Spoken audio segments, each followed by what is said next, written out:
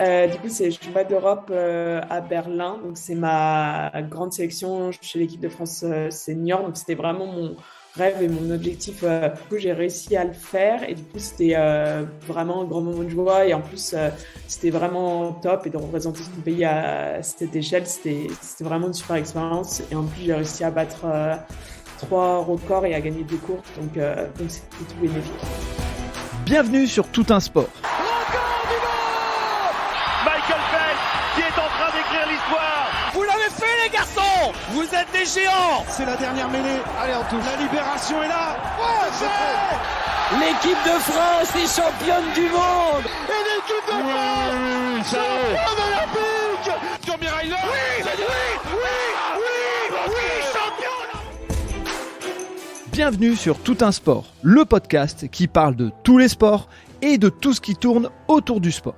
Tout un sport, c'est un épisode sport chaque vendredi matin sur votre plateforme d'écoute préférée. Avant de démarrer l'épisode, je voudrais remercier SSM Academy, notre partenaire sur ce podcast. Il propose des formations pour accompagner les sportifs et sportifs de haut niveau à développer leur image. Pour en savoir plus, rendez-vous sur les notes du podcast. N'hésitez pas à partager cet épisode et à vous abonner sur nos réseaux sociaux, Instagram et Facebook, pour vivre le sport chaque jour. Allez, place à l'épisode, bonne écoute à vous. Et bien aujourd'hui sur le podcast, je reçois Diane Marie-Hardy, donc Diane qui est ton prénom et Marie-Hardy qui est ton nom. Bonjour Diane. Bonjour à tous. Bienvenue sur le podcast et je vais expliquer la raison qui m'a amené à te solliciter pour te faire venir sur le podcast. C'est que j'ai vu que tu avais eu un double parcours, enfin que tu avais un double parcours de sportif de haut niveau et on va en parler dans le détail, mais tu as d'abord pratiqué l'athlétisme et aujourd'hui tu as basculé sur le rugby à 7, donc on va parler de tout ça. Moi ça me passionne déjà le sport de haut niveau, alors là quand on est sur deux sports de haut niveau, j'adore. Mais avant ça, pour ceux qui ont l'habitude, ceux qui ne connaissent pas, je vais réexpliquer. On va démarrer par un portrait chinois. Le portrait chinois, je vais te dire un mot et puis tu me diras le premier qui te vient à l'esprit. Bon, allez, on est parti. Le premier, pour ceux qui ont l'habitude, ils connaissent, ça va être un lieu. Si je te dis un lieu, qu'est-ce que tu me dis en premier ? Lac, parce que j'adore les lacs, je trouve ça hyper paisible et souvent il y a beaucoup moins de monde qu'à la mer et souvent ça demande une petite marche pour y aller. Donc quand on fait des efforts, la récompense est plus belle. Donc je dirais un petit lac de moyenne montagne. Ok, d'accord. Si je te parle d'un plaisir gourmand, est-ce qu'il serait plutôt sucré, est-ce qu'il serait plutôt salé ? Je suis ultra gourmande, donc les deux. Je partirais quand même. C'est pas facile à choisir. Là, on approche de l'hiver, donc la Tu peux en dire tarte. plusieurs. Exactement. Bah, tartiflette et Hmm. un petit brownie au chocolat classique avec des noix de pécan. Ok, effectivement, on est dans du léger, très léger. Si je te parle d'une passion ou d'un passe-temps, ça serait quoi ?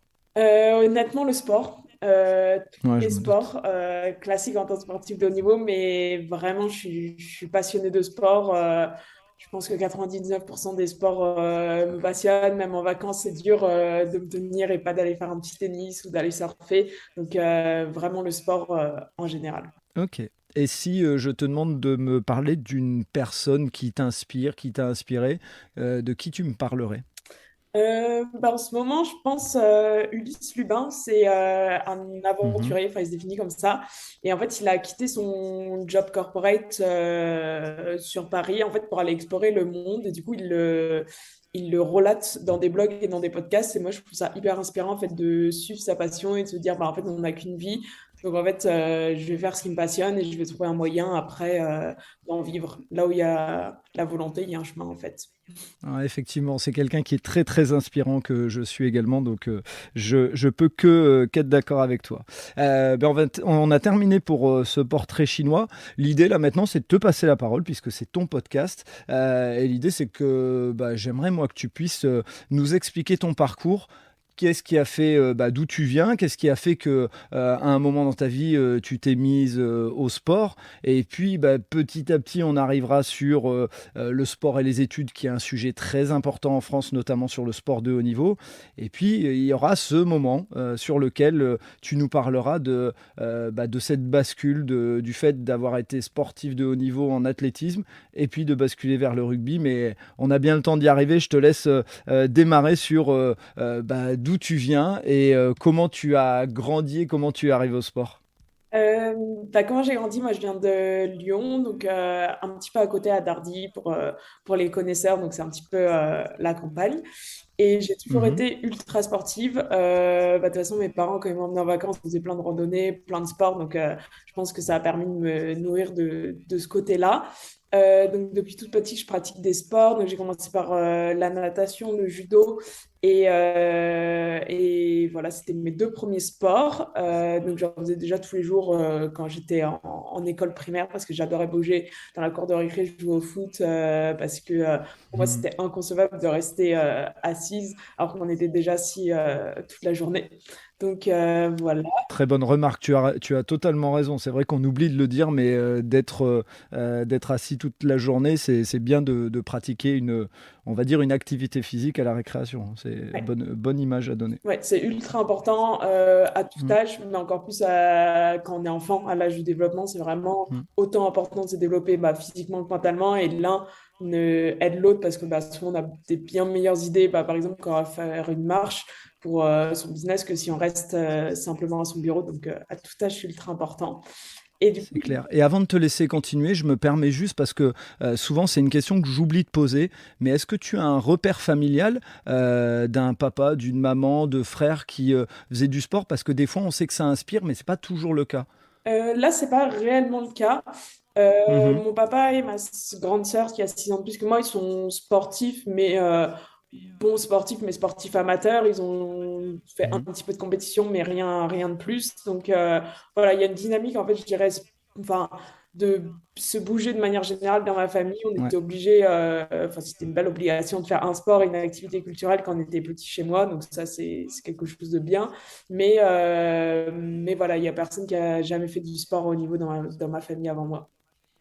ok. Ok, très bien.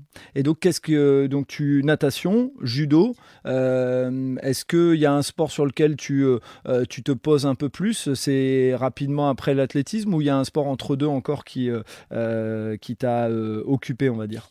Natation, judo, et après, je voulais faire du foot parce que je faisais du foot Mhm. dans la cour de l'école, mais à l'époque, on a l'impression que je suis vieille, mais il y a 15 ans, les choses étaient quand même bien différentes. Le foot féminin, c'était pas hyper diversifié, c'était un peu mal vu d'une fille qui fasse le foot, il n'y avait pas beaucoup de clubs qui acceptaient les filles. Du coup, j'ai pas franchi le pas. En plus, il n'y a même pas d'exemple. Quand on regardait les médias, on pouvait jamais tomber sur un match de foot féminin. Donc, c'était un peu ancré que le foot, c'était pour les garçons, entre guillemets. Donc, j'en faisais que dans la cour Mhm. de récré. Et du coup, j'ai gagné le cross de mon collège. Et mon papa, il connaissait celui qui tenait la section d'athlétisme de mon village, à Dardy. Du coup, il m'a dit, est-ce que tu veux aller essayer? Et j'avais un petit trou le samedi matin dans mon emploi du temps. Donc moi, si on me proposait de faire du sport en plus, je disais oui. Du coup, j'y suis allée et coup de bol, à l'échauffement, on faisait du foot. Donc c'était sympa. Ça m'a plu. Et après, j'ai fait les premiers crosses du coup en club. Et vu que j'ai gagné, du coup, j'ai tout de suite adhéré. Et ce qui m'a fait rester par rapport aux autres sports, c'est qu'à l'athlétisme, quand on est petit, on doit tout faire. Donc, c'est-à-dire, on ne peut pas arriver à 12 ans et dire, moi, je vais faire juste du lancer de javelot et j'ai pas envie de sauter ou de lancer. En fait, on est obligé de faire des triathlons. Donc, on fait un peu toutes les épreuves. Donc, en fait, à chaque entraînement, c'est différent. Et du coup, moi, j'adorais cette variété. Et voilà. Et par exemple, la natation, ça m'a lassée parce que c'est un peu toujours la même chose. Enfin, c'est vraiment compter les carreaux et nager. Il n'y a pas trop de variété alors qu'à l'athlétisme, Ouais. on bougeait tout le temps. Et le judo, j'aimais bien, mais j'ai hésité. Et puis, j'ai tranché pour l'athlétisme quand j'ai commencé à avoir vraiment des bons résultats. Et c'est à partir de quel âge que tu commences à avoir des résultats qui te font dire je peux en faire autre chose que juste du loisir et je peux rentrer vraiment dans le cœur de la compétition parce que c'est souvent un passage, même pour les parents qui nous écouteraient avec leurs enfants, de se dire tiens, à quel moment je fais la bascule et à quel moment il y a un élément marquant, il y a un événement, une course, une réussite. Moi, je pense que ça a été plutôt progressif. Déjà, de base, je suis ultra compétitive sur le côté Mhm. sportif. Donc, en fait, dès que je faisais une compétition, moi, c'était vraiment pour gagner. C'était aussi pour prendre des plaisirs avec mes copines. Mais je voulais gagner. Donc, du coup, petit à petit, en fait, à chaque fois que je gagnais, par exemple, une compétition départementale, je me disais, bon, maintenant, il faut que je gagne au niveau régional. Maintenant, il faut que je gagne au niveau national. Et je pense un petit peu le déclic. Ça a été en minime, donc quand j'avais 15 ou 16 ans. Ça a été de Mhm. faire deuxième en fait à un championnat de France minime. Et en fait, bah, là, je me suis dit, bah, il y a quelque chose à faire. Et puis en fait, l'avantage aussi de l'athlétisme, c'est que c'est un sport bah, chronométré. Et donc en fait, même quand on a 15 ans, on peut vraiment se comparer aux gens qui ont 17, 18 ans et en fait voir ce qui nous sépare. Et en fait, moi, je voyais que j'étais pas trop loin. Donc en fait, je me disais, bah, il y a vraiment quelque chose à faire, quoi. Ouais, c'est vrai, tu as raison de le préciser, on l'oublie un petit peu, mais ça fait partie des rares sports, à partir du moment où comme il y a le chronomètre qui est le juge de paix, c'est pas du tout la même chose, on va dire en foot ou en basket ou en volley, à partir du moment où on n'est pas dans la même catégorie, on peut jamais se comparer. Là, tu as raison, c'est une très bonne remarque. Et quand tu fais deuxième à ces championnats de France minimes, ta famille qui est autour de toi, tes proches, et même toi, quel est le sentiment? Le sentiment, c'est de dire, ok, je vais en faire, enfin, je vais aller plus loin et je vais faire sport-études, par exemple, puisque on sait qu'à cet âge-là, on avance vers lycée, voire après un peu plus loin. Ou deuxième championnat de France, c'est une intensification, mais pour l'instant, on reste en recul. Bah, pareil, processus progressif. Moi, j'ai la chance que mes parents ils m'ont toujours soutenu. Bah, notamment, mon papa, il m'a emmené à toutes mes compétitions et c'était vraiment pas un problème pour lui. Il me disait, bah, je t'emmène et voilà. Donc ça, je le remercie beaucoup pour ça. Et du coup, moi, j'ai l'avantage d'être très, très bonne élève. Donc, que ce soit au collège ou au lycée, parce que j'avais déjà un an d'avance. Donc, je pense que j'étais déjà en seconde. Et du coup, en fait, j'arrivais très bien à gérer en fait, mes études et mon sport déjà qui commençait à devenir intensif. Et par contre, en fait, la question s'est vraiment posée par contre pour les études supérieures parce que au lycée, quand on est très bon et qu'on sait s'organiser, c'est faisable. Par contre, pour les études supérieures, c'est là où on a vraiment besoin d'aménagement. Et du coup, bah, en première terminale, bah, j'ai commencé à chercher des études compatibles du coup avec mon ambition d'être sportif de haut niveau et de monter le plus haut possible. Quand tu dis au lycée, ça devient intensif en termes de rythme, ça veut dire c'est un entraînement tous les soirs ou c'est un rythme différent? Ouais, c'était à peu près ça. C'était entraînement tous les soirs et le samedi matin. Et sauf quand il y avait compétition, bah, du coup, les week-ends, c'était ça le rythme. Mais ça se passait plutôt bien. Ok. Et donc, dans la bascule, là, à ce moment-là, tu es sur quelle discipline en particulier en athlétisme? Tu t'es un peu spécialisé à ce moment, quand tu es en minime ou au lycée et que tu avances de catégorie, ou tu fais un peu de tout et puis tu vois ce qui te plaît? Bah, l'avantage, c'est que bah, justement, jusqu'en minime, à l'athlétisme, on doit tout faire. Donc, j'ai continué de tout faire. Et du coup, j'ai découvert bah, l'heptathlon, mon sport. Donc, pour faire un petit focus sur ce que c'est l'heptathlon, parce que je pense que beaucoup de personnes ne savent pas, c'est du coup une discipline de l'athlétisme. Donc, je ne fais pas de cheval, comme on peut me Très bonne remarque aussi, oui, effectivement. Ça, c'est Ouais, le pentathlon moderne, ça existe aussi. Et du coup, effectivement. on fait, ça se passe sur 2 jours, toujours sur 2 jours. Et en fait, la première journée, on fait 100 mètres en hauteur, lance poids de 100 mètres. Et la deuxième journée, on fait saut en longueur, javelot et 800 mètres. Du coup, c'est ultra complet et ultra fatigant. À la fin d'un heptathlon, on est vraiment rincé. Et la petite particularité, c'est que c'est la seule discipline de l'athlétisme qui n'est pas mixte. Donc, les garçons font le décathlon. Donc, ils ont du disque et de la perche en plus. Et en fait, les courses changent. Nous, on fait du coup 200 mètres et 800 mètres. Et eux, ils font 100, 400 et 1500 mètres. Et du coup, ça vient bien de quelque chose de sexiste. C'est qu'à la base, dans les années 90, donc c'est il n'y a pas si longtemps, on n'était pas autorisé à faire de la perche parce que c'était jugé trop dangereux pour nous. Et du coup, bah, il fallait adapter les épreuves combinées parce que du coup, la logique, c'est d'avoir à peu près autant de courses de saut et de lancer pour que du coup, ça décerne en fait les titres à ceux qui sont les plus complets. Du coup, ils ont enlevé des épreuves et aussi parce qu'ils jugeaient que 10 épreuves, c'était trop fatigant pour nous. Et quand ils ont mis la perche, ils n'ont pas changé directement pour nous parce que bah, il y a des pressions de celles qui étaient déjà en place, en partie aussi parce que bah, Tu peux être très très fort à l'heptathlon, mais pas forcément très très forte au décathlon parce que le saut à la perche est particulier, que les courses changent, que le disque, c'est une épreuve aussi nouvelle. Et du coup, il y avait un petit peu des résistances qui se sont créées. Et aussi, un autre problème, notamment dans les championnats nationaux, c'est que faire du décathlon, ça prend beaucoup plus de temps que de faire un heptathlon, notamment le saut à la perche, qui sont des concours très très longs de 1 à 2 heures, enfin même 2, 3 heures. Et du coup, en fait, dans les timings des championnats nationaux, avec toutes les catégories, c'est difficile à faire rentrer. Et du coup, il y a des problématiques comme celle-ci. C'est vrai qu'effectivement, le décathlon a été mis très, très en lumière par un certain Kevin Mayer.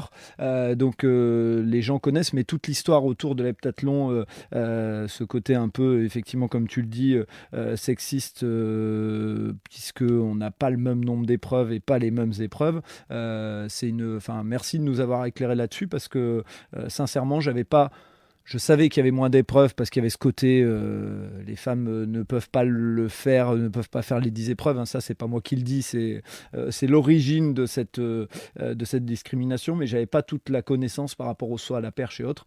Et c'est vrai que là où tu as raison, c'est que le saut à la perche, c'est ce qu'explique assez régulièrement Kevin Mayer. C'est des fois du qui tout double dans son décathlon. Donc je suppose que c'est peut-être la même chose dans l'heptathlon. Mais justement, explique-nous un petit peu. Comment on fait? Parce que moi déjà, tu vois, quand je vois des triathlètes, donc vélo, course à pied et piscine, enfin maîtriser les trois épreuves, je me dis waouh, mais comment on fait pour parce qu'il y a de la technique dans pratiquement chacune des épreuves, comment on fait pour s'entraîner au quotidien? Déjà, il faut y consacrer beaucoup de temps. Il n'y a pas de recette miracle. On ne pourra pas apprendre à sauter en hauteur en 1 heure. C'est pas possible. Donc déjà, il faut y passer beaucoup de temps sur le stade. Après, il faut s'entraîner intelligemment parce que dans le sens, même si, enfin, je vais faire un peu de notre promotion, mais même si les gens qui font de l'heptathlon et du décathlon, on est plus résistant que la moyenne, on n'est quand même pas 7 fois plus résistant que les autres athlètes, donc on ne peut pas s'entraîner 7 fois plus. Donc, en fait, il faut arriver à trouver des raccourcis en sachant qu'il y a des trucs beaucoup plus énergétiques. Bah, par exemple, s'entraîner sur 800 mètres, c'est énormément énergétique. Et après une séance de 800 mètres, ça ne sert à rien d'aller faire une séance haute parce qu'en fait, énergétiquement, on est à plat et même nerveusement. Donc, en fait, il faut arriver à agencer en fait, les entraînements de sorte à ce qu'ils soient cohérents. Et par contre, par exemple, des trucs comme le lancer de poids, le lancer de javelot, le saut en hauteur, c'est beaucoup plus technique. Donc, en fait, on peut y passer plus de temps dans la semaine, mais un lancer de javelot, c'est quand même, par exemple, traumatisant. Donc, on ne va pas pouvoir lancer plus de 2 fois dans la semaine sous peine de perdre son coude ou son épaule. Même les pros lancer de javelot, ils ne lancent pas plus de 2, 3 fois dans la semaine, par exemple, pour prendre un repère. Et puis après, il faut travailler intelligemment et trouver des raccourcis parce que il y a des similitudes forcément entre les épreuves. Et donc, arriver à se dire, surtout au niveau physique, je développe par exemple la qualité de vitesse, ça va me servir au sprint, ça va me servir du coup aux 200 mètres, ça va me servir aux 100 mètres, ça va me servir aux longueur, ça va me servir aux 800 mètres. Et donc, essayer de trouver quoi développer pour progresser dans le maximum de disciplines. Et après, il y a des choix à faire. Donc, c'est-à-dire qu'il y a des personnes qui sont très, très fortes dans certaines disciplines et qui, du coup, vont être un peu en retrait dans d'autres. Mais ils vont se dire, je préfère marquer beaucoup de points dans certaines disciplines et être beaucoup plus faible dans d'autres. Après, il ne faut pas être trop faible parce que sinon, c'est problématique. Et il y en a d'autres qui vont être plus moyens de partout, qui ne vont pas avoir des gros points faibles, mais qui vont avoir toutes leurs épreuves correctes. Et du coup, ça, c'est un peu le profil de base. Et après, c'est un peu aussi l'entraînement. Est-ce qu'on travaille plus ses points faibles ou est-ce qu'on travaille plus ses points forts? Et du coup, ça, souvent, c'est des calculs en termes de points parce qu'en fait, à chaque épreuve, du coup, on remporte un certain nombre de points. Donc, c'est que en fonction de la performance. En fait, peu importe qu'on soit premier ou dernier. Donc, c'est que la performance qui compte. C'est pour ça que c'est vraiment un combat contre soi avant d'être un combat contre les autres. Et du coup, on essaye de se projeter en se disant, voilà, dans cette épreuve, si je m'entraîne beaucoup cette année, je pense que je vais pouvoir gagner 100 points. Et par contre, dans une autre épreuve, on sait que même en s'entraînant beaucoup cette année, le même nombre d'heures et le même nombre d'énergie, on va pouvoir gagner que 20, 30 points normalement. Et du coup, on essaye de faire les calculs en début de l'année. Mais ce n'est pas une science exacte, donc il faut s'adapter en permanence.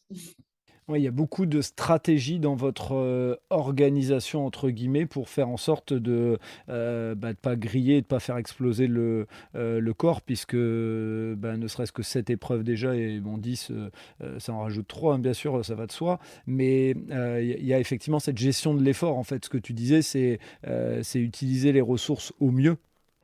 Exactement, c'est vraiment, une gestion de l'effort, bien se connaître et bien communiquer avec son entraîneur aussi parce que chacun est vraiment différent. Bah, enfin, comme dans le monde du travail également, bah, par exemple, je vais prendre mon exemple personnel. Moi, j'avais besoin de sauter en hauteur tout le temps parce que c'était vraiment pas quelque chose d'inné pour moi. Donc je savais qu'il fallait que je fasse 2, 3 séances par semaine parce que sinon, ça allait être vraiment compliqué de faire de la hauteur en compétition, de manière performante.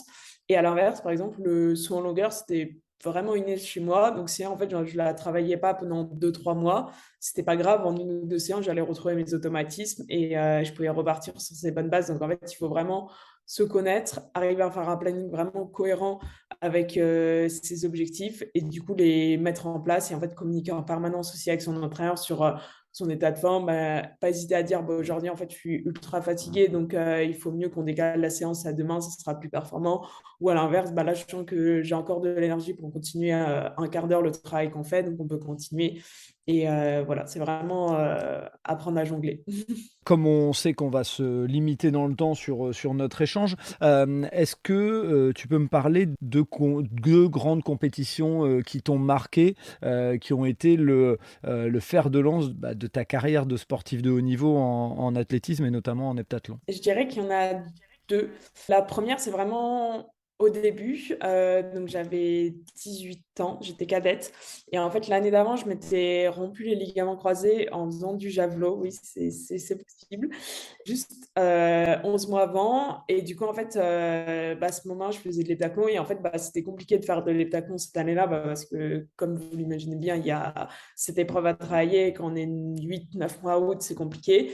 Et donc, j'avais décidé de me focaliser seulement sur le 400 mètres parce que du coup, il y avait juste, entre guillemets, à courir et franchir des S cette année-là.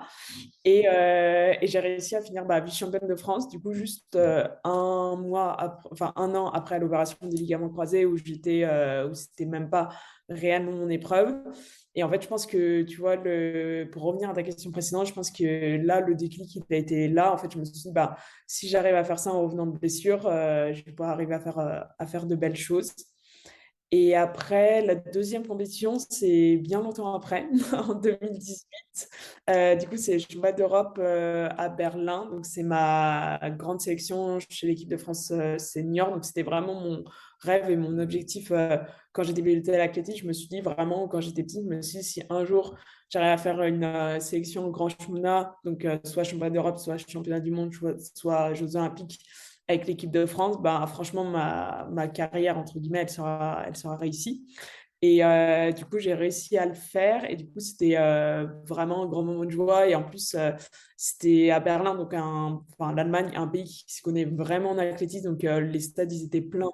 Même pour les sessions du matin, les personnes connaissaient. Parce que, par exemple, dans certains autres pays, ils ne connaissent pas trop les plateaux. Ils ne comprennent pas pourquoi on est content alors qu'on a fini 10e de l'épreuve. Alors que là, ils comprenaient vraiment pourquoi tu pouvais être super content quand tu étais 10e et pas content quand tu étais 2e parce que tu avais fait une mauvaise performance. Donc, c'était vraiment top et de représenter son pays à cette échelle, c'était vraiment une super expérience. Et en plus, j'ai réussi à battre 3 records et à gagner 2 courses. Donc c'était tout bénéfique. Avant de basculer sur ce moment, de changement et où tu nous expliqueras pourquoi, moi j'aimerais faire une petite parenthèse par rapport à tes études. Puisque comme tu l'as dit tout à l'heure, quand tu étais au lycée, ça allait encore en termes d'organisation. Mais arrivé, en études supérieures, tu disais que tu avais dû essayer de choisir un peu en fonction. Et dis-nous un peu ce que tu as choisi parce que quand je vois ton parcours, c'est, plutôt un beau choix, et c'est un bon équilibre entre sport et études. Exactement. Du coup, moi, j'ai eu mon bac avec S avec 18 et demi, donc autant dire que je pouvais choisir à peu près tout ce que je voulais. Et moi, ma priorité, c'était vraiment de continuer le sport au niveau parce que je voyais qu'il y avait quelque chose à faire. Et en fait, dans la tête, c'était clair que une carrière professionnelle, on peut la faire plus tard, on peut vraiment la faire démarrer à 30 ans, alors qu'une carrière de sportif de haut niveau, c'était maintenant ou jamais de se donner la chance.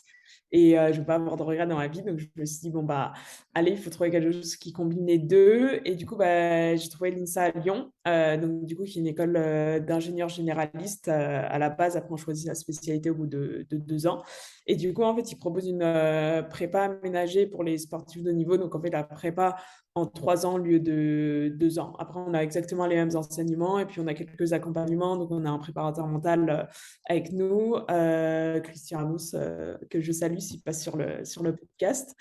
Et on a aussi un accompagnement pour manger, pour doubler la queue au self. C'est des petits aménagements, mais au final, c'est important de gagner 30 minutes dans une journée. Et du coup, je me suis lancée là-dedans. Pour tout vous dire, c'était quand même compliqué parce que même si la prépa elle est en 3 ans au lieu de 2, ça fait quand même un énorme rythme. Je pense que je me levais à 6h30 les matins pour aller en cours et je rentrais à 21h le soir après les entraînements, presque sans pause ou avec une petite pause de 30 minutes au milieu. Donc, c'était un gros rythme, j'ai tenu et voilà. Et comment on fait pour jongler avec notamment les stages ou autres qui sont souvent nécessaires dans les études? Est-ce qu'on doit en plus chercher un stage qui va s'adapter aussi au rythme du sportif ou de la sportive de haut niveau? Comment ça s'est passé pour toi? Déjà, en sortant de la prépa à l'INSA de Lyon, ça devient plus facile parce qu'après, on est en département. Parce que moi, j'ai choisi le département matériaux et qui ont été vraiment à l'écoute de mon projet. Du coup, là, c'était un peu plus à la carte. Donc, c'est dire les périodes sportives moins chargées. Et je pouvais mettre plus de cours sur le semestre. Et les périodes où je savais que j'allais avoir beaucoup de compétitions, je pouvais un petit peu décharger. Donc, ça, c'était déjà mieux quand c'était un peu plus à la carte. Et ensuite, pour les stages, moi j'ai pris 2 partis pris différents. Mes stages intermédiaires, donc de 3e, 4e année, j'ai cherché des stages du coup compatibles avec ma pratique de sportif de haut niveau. Donc j'ai utilisé mon réseau et je leur ai expliqué ma situation. Par exemple, normalement, d'un stage en 4e année qu'on va faire pendant 3 mois l'été, sauf que moi l'été c'était ma période de compétition, donc ultra difficile à réaliser. Et du coup, j'ai trouvé JL Evans qui a accepté en fait que je fasse ce stage un petit peu comme une alternance. En fait, je venais 2, 3 jours dans la semaine, du coup, pendant un peu plus longtemps, pendant 5 mois chez eux. Et du coup, j'ai réalisé mon stage comme ça. Donc, toujours des aménagements. Bravo à eux. Bravo à eux, faut le dire, parce que ça fait partie des acteurs qui font en sorte que le sport de haut niveau puisse exister. Faut le dire aussi. Ouais, exactement. Et c'est ultra appréciable quand les entreprises sont à l'écoute en fait de notre double projet. Et après, souvent, on leur rend bien. Parce que souvent, en fait, les employeurs sont hyper contents aussi des sportifs de haut niveau parce que souvent, on a plus de maturité, on sait ce qu'on veut. Et on a beaucoup justement de soft skills qu'on a appris par le sport qu'on peut transposer. Et du coup, ça, c'est vraiment donnant-donnant. Et c'est top quand les entreprises le comprennent. Et du coup, par contre, mon stage de fin d'études, donc de 6 mois, j'ai vraiment pris le parti pris de me dire, en fait, je veux voir ce que c'est vraiment le monde de l'entreprise parce que je sais que ma carrière de sportif de haut niveau va s'arrêter à un moment. Et donc, je veux voir ce que c'est. Et du coup, lui, je l'ai fait à temps plein à la Banque publique d'investissement. Après, ils ont quand même été hyper conciliant avec moi. Donc, je faisais mes horaires classiques, donc à peu près 9h, 17h, 18h, plus 18h. Et par contre, au milieu, en fait, j'ai eu une convocation en équipe de France à 7 au rugby. Et du coup, ils m'ont autorisé à partir pendant une semaine, alors que normalement, en stage, je n'étais pas censée avoir des congés. Donc, ils ont quand même été conciliants sur ce côté-là. Ok, ça c'est cool. Tiens, je voulais juste faire une petite parenthèse parce que j'ai vu que tu avais fait une année en Angleterre. Donc c'était quand tu faisais encore de l'athlétisme, dis-moi si je me Ouais, trompe. exactement, exactement. Et j'ai lu que tu avais pu découvrir une autre mentalité, une autre approche.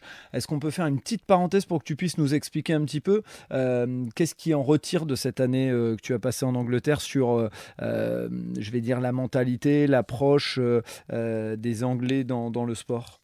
Évidemment. Et déjà, moi, je conseille à vraiment tous les étudiants de faire une mobilité à l'international. Même quand on est sportif de haut niveau, il y a toujours des moyens, il y a toujours des pays qui peuvent nous accueillir et qui enfin, qui sont bons dans notre sport, voire meilleurs dans notre sport. Donc c'est top et il faut y aller. Et du coup, moi, je suis allée à l'université de Loughborough en Angleterre. Donc, en fait, c'est la plus grande université d'Europe. Donc, c'est-à-dire qu'ils ont déjà tous les domaines d'études. Donc, sur le même campus, on peut faire du droit, du coup, de l'ingénierie, de la biologie, du sport, enfin, du management du sport, enfin, l'équivalent de STAPS, de l'architecture. Donc, on peut vraiment tout étudier sur le même campus. Et en plus, sur ce campus, en fait, il y a toutes les installations sportives auxquelles on peut rêver. Enfin, moi, du coup, il y a une piste d'athlétisme de 400 mètres. Il y avait une piste couverte avec toutes les installations. Il y avait 2 salles de gym olympiques. Il y avait un endroit pour la gymnastique avec tous les agrègues olympiques, il y a une piscine olympique, 20 terrains de foot et de rugby. Donc, il y a vraiment toutes les installations sur le même endroit en place et on peut faire en plus des études à haut niveau. Donc ça, c'est vraiment quelque chose qu'il n'y a pas en France.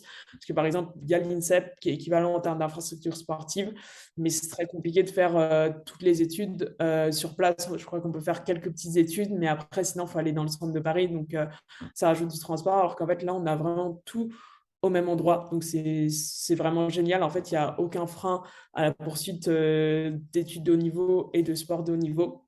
En plus, du coup, vu que c'est sur le même campus, ceux qui gèrent les études sont en lien du coup avec les entraîneurs. Donc, ça, c'est vraiment top. Et ensuite, quelque chose de très différent qui aide énormément pour les études, c'est le temps consacré aux études. Ça veut dire que là-bas, en fait, ils ont beaucoup moins d'heures de cours. Donc, l'équivalent ingénieur, moi, à l'INSA, ça devait être 30-35 heures de cours en présentiel. C'était le cursus classique, enfin, sans aménagement d'études. Alors que là-bas, ils sont plus autour de 10 heures, 15 heures. Du coup, parce qu'il y a beaucoup plus de temps pour s'entraîner. Après, ils ont beaucoup plus de travail personnel et de gros travaux personnels. Par exemple, il y avait des industriels qui sont venus nous parler de la fibre de carbone parce que c'était leur métier. Et après, il fallait écrire un document sur une application assez novatrice sur la fibre de carbone. Libre à nous de choisir ce qui nous plaît.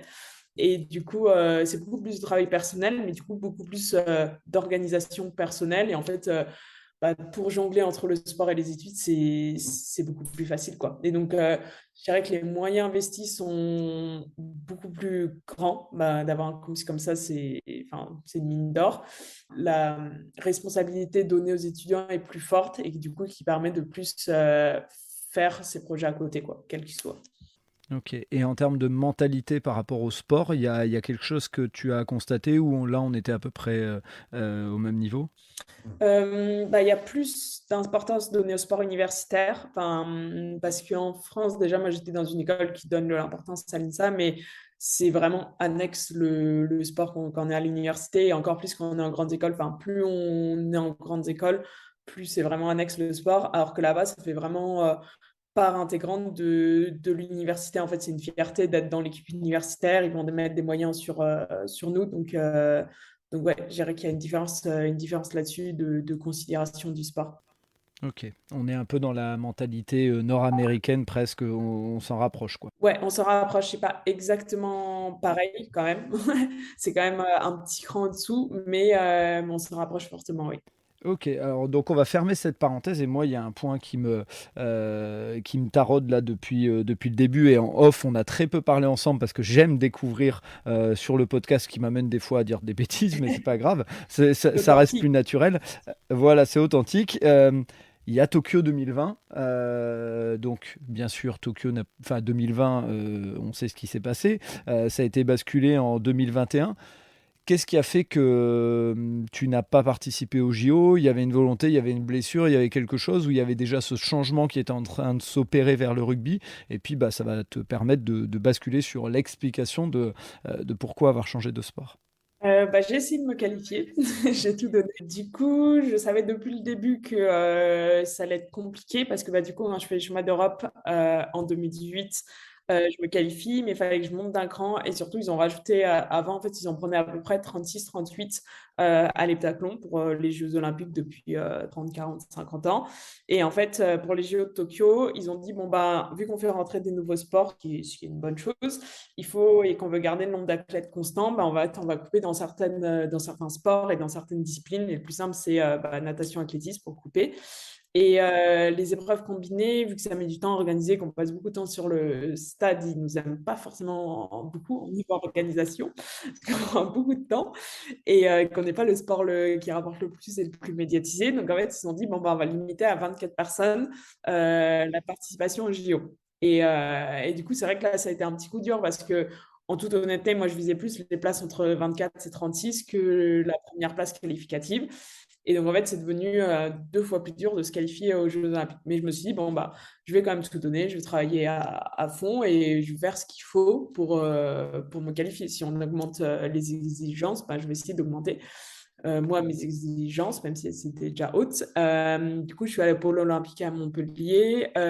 J'ai énormément aménagé mes études pour essayer de me qualifier. Donc, j'ai vraiment tout mis en place, ce que je pouvais mettre en place, même si on peut, rétrospectivement, on peut toujours faire mieux, mais sur le moment, j'ai vraiment mis ce que j'avais.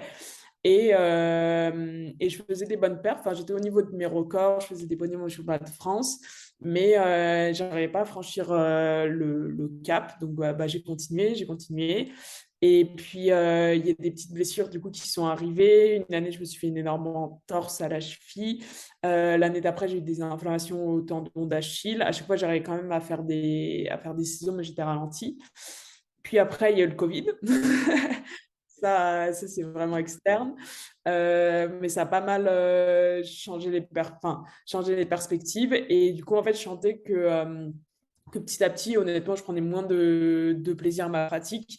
Surtout qu'en fait, l'athlétisme, c'est un sport qui ne change pas. En fait, et c'est ce que je me suis rendu compte en faisant le circuit mondial. En fait, je pense que peut-être je l'idéalisais un petit peu trop. Je me disais, bah, ça va être génial quand je vais concourir avec les meilleurs du monde. Ça l'était vraiment au début.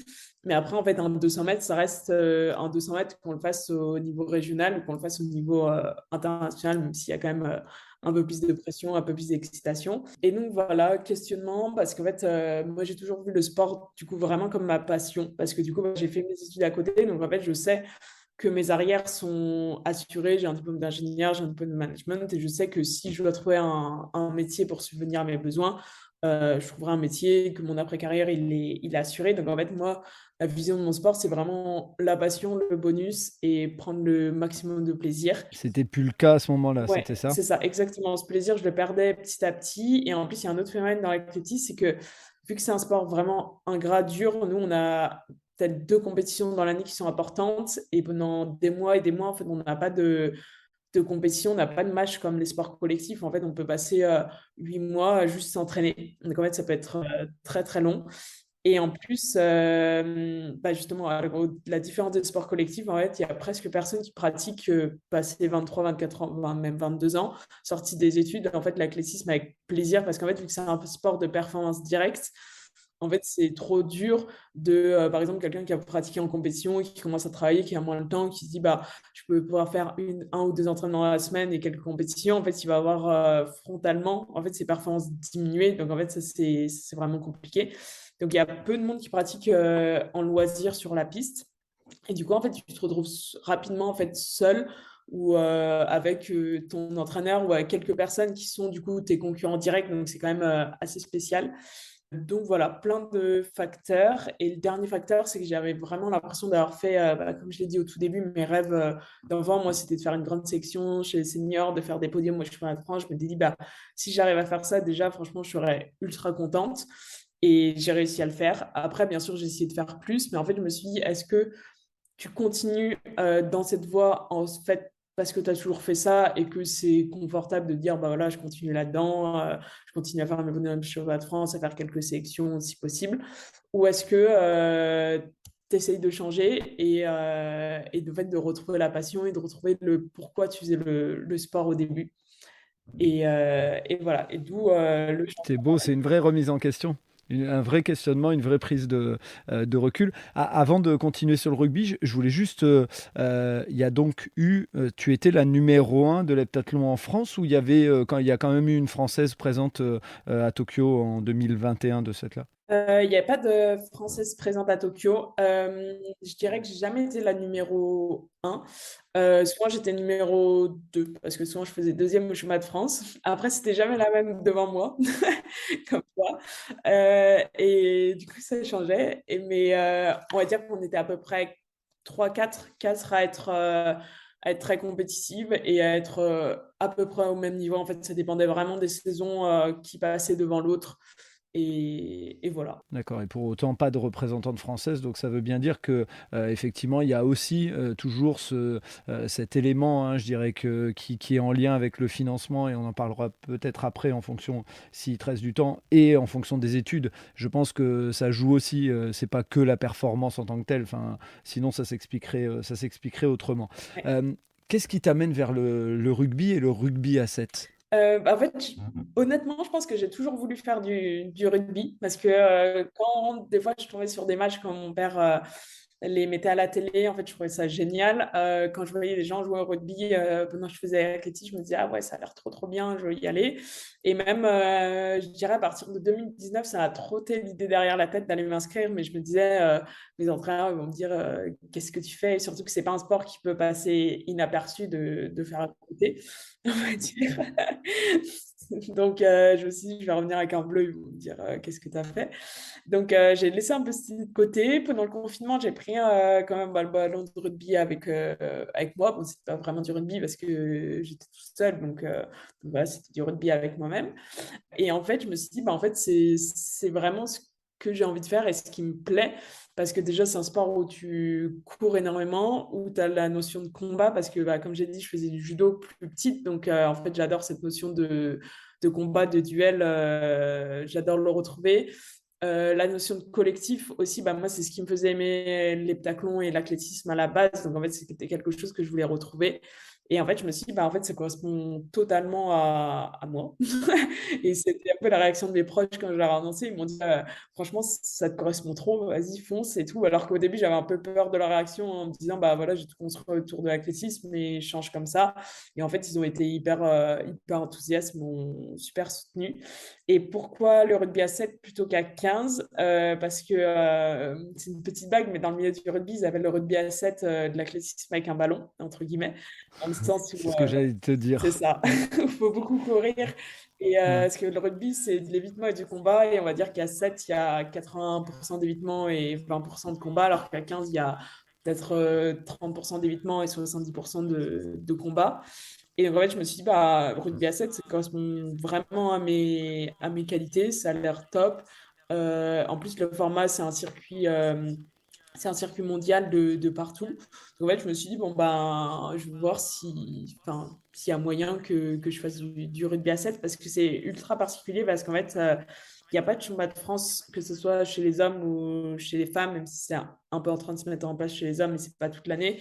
Enfin, il n'y a pas de championnat de France à 7 toute l'année. Donc, en fait, il y a soit l'équipe de France qui part en tournois mondiaux et du coup, toute l'année sur une 8-10 étapes quand il n'y a pas le Covid et qui s'affrontent, ou soit il y a des tournois l'été du coup avec des associations, mais il n'y a pas de rugby à 7 à l'année. Il n'y a que du rugby à 15. Et donc, en fait, moi, simplement, ma question, c'était bah, comment je fais pour faire du rugby à 7 et voilà, idéalement, du coup, bah, faire le tournoi mondial parce que c'est ce qui est le plus intéressant. Donc voilà. Ok. Et comment, quand on arrive comme ça dans le rugby à 7 en ayant fait de l'heptathlon et autres, on arrive aussi rapidement que toi à Marcoussis en équipe de France? Il y a quelqu'un qui t'a repéré, tu avais des connaissances et ils ont dit tiens, heptathlon plus rugby, c'est génial, elle peut. Parce que de ce que. Et tu me diras si je me trompe, mais tu as très vite signé un contrat pro dans ce domaine-là. Bah, c'est vraiment un peu du hasard, de la confiance et un peu de chance. Bah, du coup, pour reprendre là où j'en étais, c'était du coup cette réflexion de bah, comment on fait du rugby à 7. Et en fait, j'avais passé des tests à l'INSEP. En fait, c'était pour suivre notre forme physique en vue des JO de Paris 2024, donc moi en athlétisme. Et en fait, ils faisaient le rugby à 7 et j'étais un peu en lien, enfin, j'allais échanger sur deux, trois petits points sportifs avec celui qui était en charge du suivi. Et du coup, je lui ai parlé de mon projet. Je lui ai dit, bah voilà, j'aimerais bien faire du rugby à 7, mais je sais pas du tout comment m'y prendre parce qu'il n'y avait que du rugby à 15. Et je lui ai dit, est-ce que tu sais, enfin voilà, qu'est-ce que je pourrais faire? Et du coup, il a envoyé mon profil au préparateur physique de l'équipe de France à 7. du coup, qui m'a appelé, qui m'a demandé bah, voilà, quel était mon projet. Donc, j'aurais dit bah, voilà, j'ai envie de changer de sport, de retrouver l'engouement, voilà mes perfs. Et du coup, j'ai rencontré l'entraîneur de l'équipe de France à 7 à Marcoussis. Donc, voilà, je lui ai expliqué mon projet, qui j'étais, pourquoi je voulais changer. Voilà, il m'a expliqué bah, lui, le projet de l'équipe, comment ça se passait. Et après, il m'a dit, bah, justement, grâce au Covid, il y a un tournoi avec une association en octobre ou novembre. Il m'a dit bah, que je vais les contacter, contacte-les, fais quelques entraînements et fais le tournoi avec eux. Comme ça, on va voir ce que tu donnes sur le terrain. Donc, du coup, je suis allée faire mes quelques entraînements avec des garçons de l'association qui jouaient en parallèle. Du coup, ce tournoi. Et du coup, bah, moi, j'étais directement agréablement surprise de l'accueil parce qu'à cette époque-là, je ne savais pas vraiment faire une passe. Enfin, je n'avais pas à faire grand-chose en vrai, à part courir vite. Et après, je n'avais pas peur du contact. Ils m'ont fait jouer à tous les postes au rugby à 7. Ils m'ont fait rentrer pratiquement à tous les matchs. Au moins une mi-temps ou 3-4 minutes. Un match de rugby à 7, c'est 14 minutes, donc 3-4 minutes, c'est pas mal.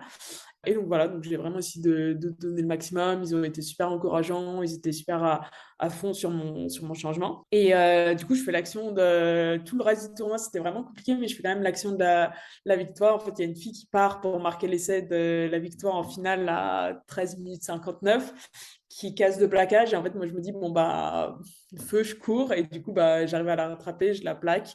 Et après, du coup, ça termine et on gagne le tournoi. Du coup, après, il me rappelle, l'entraîneur de l'équipe de France, il me dit, bah, continue tes entraînements avec eux. Et du coup, avec les garçons de cette association qui jouaient au touch. Donc, en fait, c'est comme du rugby à 7, mais sans plaquage. Donc, je ne savais pas trop plaquer. Et, et du coup, il m'appelle, il me dit, est-ce que tu veux du coup partir en tournoi avec l'équipe de France développement international? Parce que du coup, il y a le World Series, c'est le tournoi international à 7. Et en fait, sur quelques tournois, ils font un tournoi de l'équipe développement. Donc, en fait, souvent, c'est des jeunes, mais ça peut être, il n'y a pas de limite d'âge. Donc, ça peut être des personnes plus âgées comme moi qui sont en reconversion ou des gens de l'équipe de France A qui ont besoin de temps de jeu et du coup qui descendent dans cette équipe-là. Donc, c'est un petit mix de jeunesse et d'expérience. Donc, du coup, bah, moi, j'ai dit oui, forcément. Donc, dans cette chance. Donc, je fais mon tournoi. Pareil, on me fait jouer. Pareil, honnêtement, j'étais un peu perdue parce qu'il y avait beaucoup d'informations, mais vraiment, j'ai essayé de donner 200%.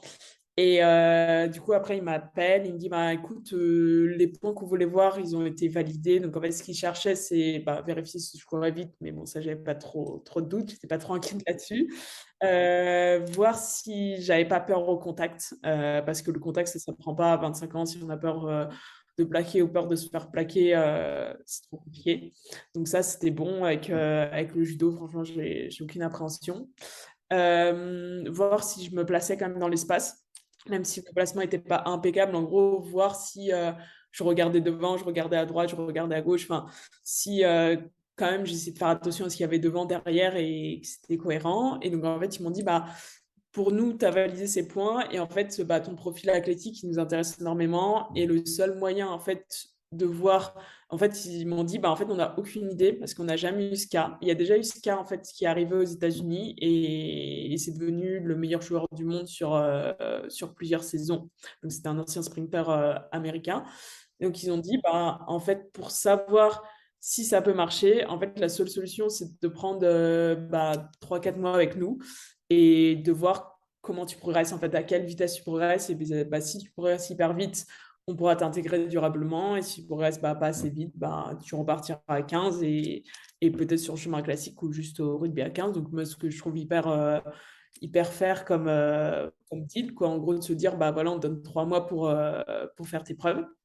Du coup, je suis allée à Marcoussis. J'ai énormément bossé parce que je me suis dit, je peux pas arriver là-bas et pas savoir faire une passe. Donc, vraiment, j'avais à peu près 2 mois avant d'y arriver. Et tous les jours, j'allais en face d'un mur et je faisais une demi-heure de passe toute seule devant mon mur en plus, pour essayer de progresser. Parce que j'avais vraiment cette envie en fait, de me dire, bah, je veux aller là-bas, mais je veux apporter quelque chose. Je veux pas être le boulet de l'équipe à qui on doit tout apprendre, même si je savais qu'il y a des trucs à qui je devais apprendre. Donc voilà, je suis allée là-bas. J'ai essayé de vraiment progresser. Les filles, elles ont été top avec moi, donc elles venaient faire des passes en plus avec moi. Donc tout ça, elles m'ont super bien intégré. Ça se passait plutôt bien jusqu'à ce que je me fasse de nouveau les croisés. C'est ce que j'ai cru voir effectivement au mois d'avril, c'est ça? Ouais, un petit peu plus 2022? tôt, c'était mars et je me suis fait opérer en avril. Donc, je me fais les croisés en mars. Donc là, ils me disent, bah, enfin, t'avais 4 mois pour faire tes preuves et là, tu te fais les croisés. Et en fait, c'était un peu une course contre la montre pour voir si j'allais être bien. Donc, ils m'ont dit, bah là, ça va être compliqué. Si c'était out 9, 10, 12 mois de revenir, donc ça va être compliqué. Donc, on peut pas te proposer un contrat après, ce que je trouve normal. Enfin, j'aurais dit, bah oui, bien sûr, ça me fait chier, mais c'est logique, quoi. Donc, Et je me permets, oui. c'est le même genou sur lequel tu avais déjà été opéré ou c'est l'autre? C'est le même genou, récive, même genou. Donc là, je me dis, heureusement que j'ai fait des études. Mhm, Après, je sortais de c'est mon vrai. stage de fin d'études et du coup, là-bas, j'ai refusé le CD qui me proposait, donc bah, pour faire, vu qu'il m'avait donné un contrat à 7. Mais je me suis dit, bon, bah, je peux me retourner, je fais des études. Voilà, en plus, il me restait du coup un mois de contrat, donc j'avais le temps de chercher. Euh, donc, faites des études, c'est bien quand, quand on fait du sport haut niveau. C'est C'est très bonne idée. Très bonne idée. et du coup, je me suis dit, parce que j'avais pas enlevé quand même mon ambition comme ça, juste pour une blessure. Donc, je me suis dit, bon, bah, fais vraiment. Juste pour les croiser, quoi. Je veux dire, Ouais, ça a rien. c'est ça, c'est rien. La façon dont tu le dis, j'adore. Bon, bah, juste pour une blessure, c'est bon. Oui, c'est ça. Et en fait, je me suis dit, bon, bah, en fait, ce qui gêne le plus, en fait, c'est le temps du croisé qui vraiment, normalement, est de 9 à 12 mois. Donc, en fait, je me suis dit directement dans la tête, je me suis dit, bon, bah, je vais faire la rééducation la meilleure possible pour être le plus rapidement sur pied. Et du coup, bah, là, en 6 mois, j'ai le feu vert du chirurgien et des kinés. Ils m'ont dit, franchement, on n'a jamais vu une rééducation si rapide. Bah, après, j'étais hyper bien entourée, hyper bien accompagnée. Du coup, là, je peux rejouer. Et du Je mettrai la vidéo en lien parce que la vidéo que tu as partagée sur LinkedIn que j'ai vue tout à l'heure, elle est tellement pleine d'énergie. Enfin, c'est vraiment impressionnant. Enfin, il y a quelque chose quoi derrière ça. Donc, je pense que quelqu'un qui est un petit peu dans le bas de l'échelle, qui se sent pas bien, a pas l'énergie, il suffit de regarder ta vidéo et vas-y, il y va quoi. Il y a pas de question à se poser. Franchement. Ouais, bah, en vrai, c'est top si t'es ressenti comme ça, c'est vraiment le but. Mais en fait, je me suis dit, à chaque moment, en fait, j'avais des objectifs, mais des objectifs à court terme, à 2, 3 semaines. En fait, je savais exactement bah, quels critères il fallait cocher pour remarcher, quels critères il fallait cocher pour courir. Du coup, je me focalisais à 200% là-dessus. Et du coup, je célébrais les petites victoires. Je me disais, bah, c'est top, là, tu as réussi à courir, tu es en avance sur le programme, ça va bien. Donc voilà, on passe à l'étape d'après. Et puis après, super bien accompagné par mon kiné. Et en fait, c'est ça, je me suis dit, bah, en fait, maintenant que tu as les croisés, ça sert à rien de. Enfin, c'est facile à dire, mais ça sert à rien de se laisser abattre indéfiniment. Il faut juste bah, essayer d'agir sur ce que tu peux. Et en fait, j'avais tellement envie de retrouver le terrain et de rejouer au rugby que voilà. En plus, je m'étais arrêtée à une période un peu frustrante parce que je commençais tout juste à avoir un niveau où je pouvais un peu plus m'amuser parce que je commençais à savoir faire une passe correcte, à attraper, à comprendre les systèmes de jeu. Et du coup, je me suis dit, bah, en fait, il faut vite que je retourne progresser.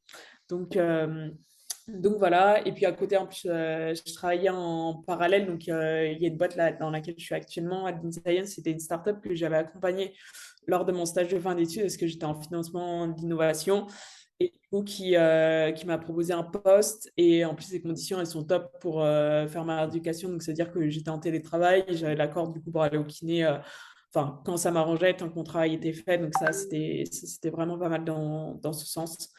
Et donc là, on est, je vais préciser aux auditeurs et aux auditrices, puisque la diffusion de l'épisode sera un petit peu plus loin. On est le 11 octobre. Tu as repris le rugby depuis combien de temps? Bah, j'ai repris le rugby complet depuis 2 semaines à peu près. Et après, été réintégrée aux entraînements mi-septembre, début septembre, on va dire. Au début, bah, avec un petit chasuble de couleurs.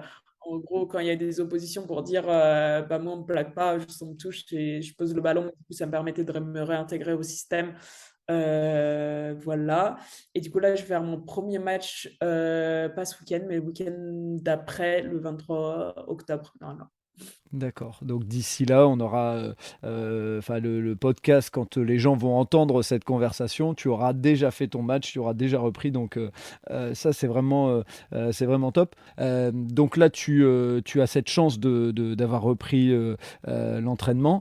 Il y a un point qui est important, et qu'il faut souligner que peut-être certaines personnes n'ont pas en tête, mais le rugby à 7 est un sport olympique. Oui, oui, le rugby à 7, c'est un sport olympique depuis Rio en 2016, donc c'est vraiment pas longtemps et c'est une chance, pour, le rugby en général et du coup, ouais, l'objectif, ce serait peut-être d'y participer. Après maintenant, depuis ma blessure, enfin et même, enfin, depuis le covid et plein d'événements dans ma vie, en fait, j'ai plus une philosophie de me dire, j'avance par, plus petits objectifs, en fait, en me disant: voilà, là, j'avais mon croisé. Mon but, c'est de pouvoir rejouer. Maintenant, mon but, c'est de pouvoir rejouer à 15. Après, une fois que j'aurai rejoué à 15, de faire des bons matchs pour retourner faire des stages. Après, faire des stages, être bien en stage pour pouvoir faire un World Series. Et maintenant, j'avance vraiment comme ça. Et je pense que ça permet d'avancer plus sereinement et en fait de moins se prendre la tête sur les 10 000 éventualités qu'on ne contrôle pas dans ce monde.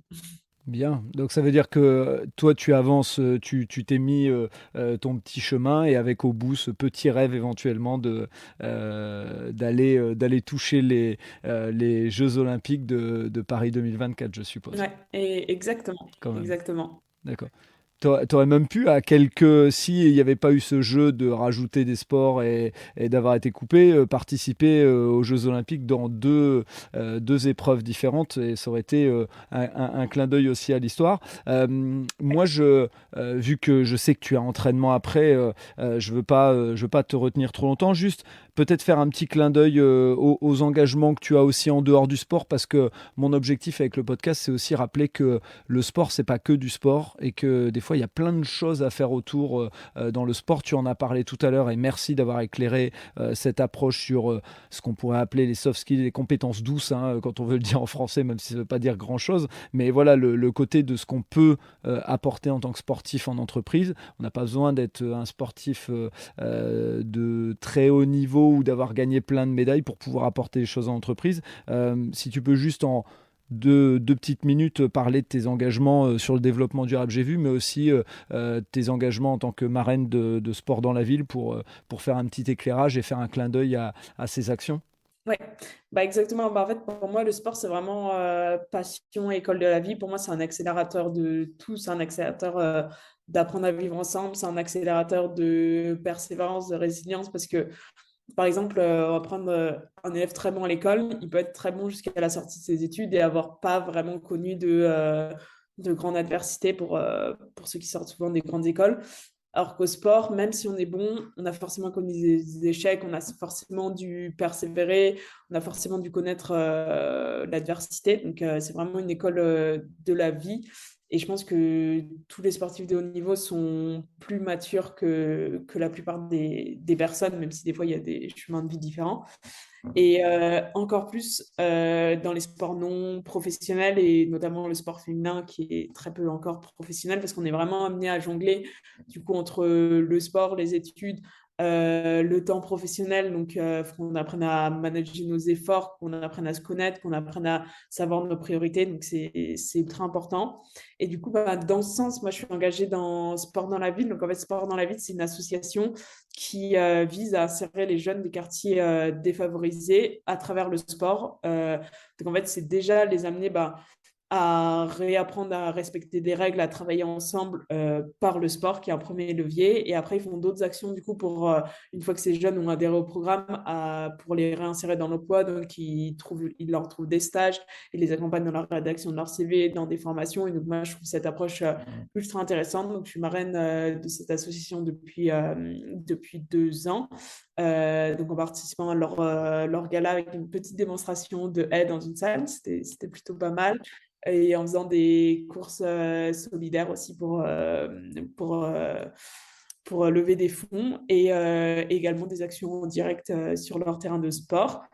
Et ensuite, comme tu l'as dit, une cause qui me tient énormément à cœur, c'est du coup développement durable, transition bas carbone, on peut l'appeler un petit peu comme on veut, parce que pour moi, c'est vraiment le problème actuel qu'on a à résoudre collectivement, et c'est en fait le problème qui va être sous-jacent de tout, et on ne peut pas continuer à avoir une croissance infinie dans notre monde fini. Enfin, c'est totalement utopique, donc il faut vraiment se réinventer. Pour moi, je vois vraiment comme une chance, c'est-à-dire que les entreprises qui sont capables de construire des business models plus résilients, plus bas carbone, c'est celles-là, en fait, de un, qui vont attirer plus les consommateurs, et de deux, qui vont résister à tout ce qui va arriver, donc les pénuries de matériaux qui vont arriver, les pénuries d'énergie, le changement climatique. Donc, en fait, c'est apprendre à être résilient, comme dans le sport.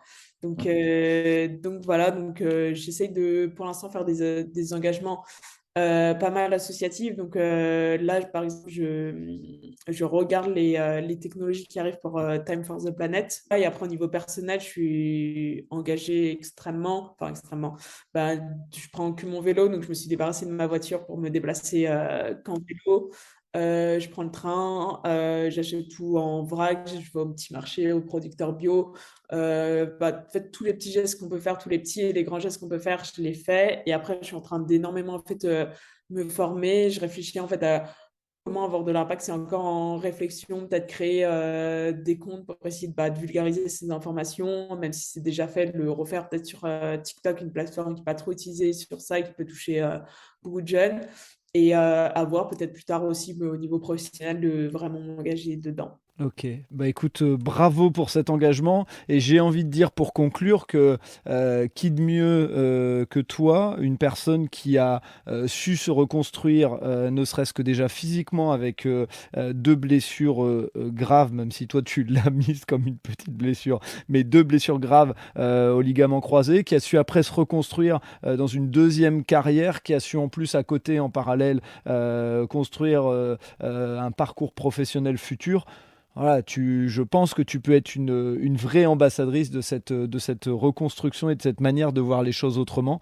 Vraiment, Diane, merci. Je sais que ton entraînement approche et je voudrais surtout pas te mettre en retard. Ça aurait été un plaisir de discuter encore avec toi. On va faire un deuxième épisode dans quelques temps. Bah ouais, qui sait, on va pouvoir reparler d'autres choses et peut-être même parler un peu plus de cette résilience et de cette approche de l'échec et autres.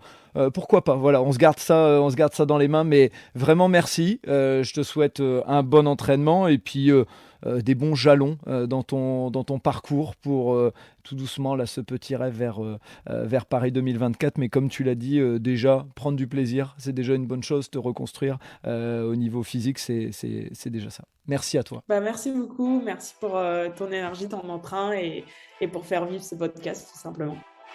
Et voilà, c'est le coup de sifflet final. Fin de l'épisode. J'espère que vous avez apprécié cet échange et pour en savoir plus, rendez-vous sur les notes du podcast. Si vous avez aimé cet épisode, n'hésitez pas à vous abonner et surtout à laisser un commentaire et une note sur Apple Podcast ou mettez 5 étoiles sur Spotify, ça aide à faire connaître le podcast. Vous aimez les podcasts ? Découvrez Allez Vas-y, notre podcast qui met en avant les personnes qui passent à l'action. Et n'oubliez pas, allez jeter un œil sur notre nouveau projet, Votre histoire est un cadeau, sur Instagram ou Facebook. Je vous donne rendez-vous vendredi matin pour un prochain épisode de Tout un sport et à très vite sur nos réseaux sociaux.